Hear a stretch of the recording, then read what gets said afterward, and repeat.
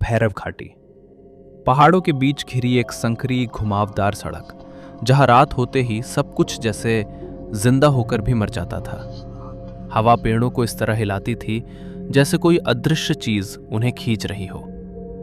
उसी रास्ते पर हेडलाइट की एक हल्की किरण अंधेरे को चीरती हुई आगे बढ़ रही थी। राहुल की बाइक। 24 साल का राहुल लखनऊ का एक एम्बिशियस यूट्यूबर, जो हॉन्टेड प्लेसेस की सच्चाई दिखाकर अपने चैनल को बड़ा बनाना चाहता था। कैमरा उसके हेलमेट पर लगा था और वो बोल रहा था, आज हम पहुंच चुके हैं इंडिया की सबसे डरावनी जगहों में से एक, भैरव घाटी।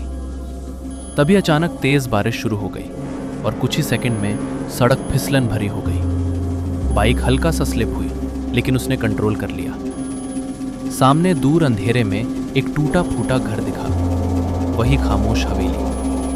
वो रुका, कुछ सेकंड तक उसे घूरता रहा, जैसे घर भी उसे देख रहा हो। अंदर कदम रखते ही उसे एक अजीब ठंड ने घेर लिया, जैसे तापमान अचानक गिर गया हो।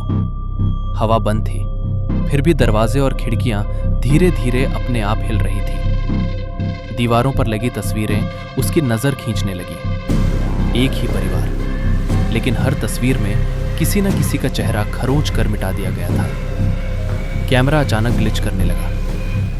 ये क्या?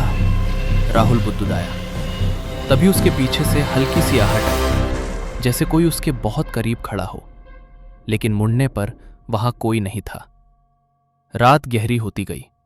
घड़ी में 12:30 बजे और अचानक ऊपर से कदमों की आवाज आई। ठक ठक ठक। हर कदम पहले से थोड़ा ज्यादा भारी। राहुल का गला सूख गया, लेकिन क्यूरियोसिटी ने डर को दबा दिया। वो धीरे धीरे सीढ़ियां चढ़ा। हर कदम पर लकड़ी चरमराती थी। ऊपर सिर्फ एक कमरा था, दरवाजा आधा खुला, अंदर हल्की पीली रोशनी। उसने कैमरा आगे किया और दरवाजा धक्का देकर खोला। धड़ाम। दरवाजा पीछे से अपने आप बंद हो गया। कमरे के बीच एक पुरानी कुर्सी और उस पर कोई बैठा था, बिल्कुल स्थिर। तुम फिर आ गए, आवाज गूंजी, गहरी, खाली, जैसे दीवारों के अंदर से आ रही हो। राहुल की सांसें तेज हो गई। कौन हो तुम? वो आकृति धीरे धीरे खड़ी हुई और जैसे ही मुड़ी, राहुल का दिमाग सुन्न हो गया। उसका चेहरा नहीं था, सिर्फ काला अंधेरा। उसी पल उसके दिमाग में फ्लैशबैक्स तेजी से दौड़ने लगे। वही बारिश, वही सड़क, वही घर। और फिर सच ने उसे जकड़ लिया। वो यहां पहले भी आया था, 3 साल पहले, उसी लालच में, उसी कैमरे के साथ। उस रात उसकी बाइक फिसली, वो घायल हुआ और मदद के लिए इसी घर में घुसा। लेकिन उस रात वो बाहर नहीं निकला। उसके सामने खड़ा वो कोई और नहीं, खुद राहुल था। उसका वो हिस्सा जो इस घर में फंस चुका था। हर बार कोई नया आता है और एक पुराना चला जाता है। आवाज गूंजी, लाइट्स झपकने लगी, कैमरा बंद हो गया और एक ठंडी हवा कमरे में घूम गई।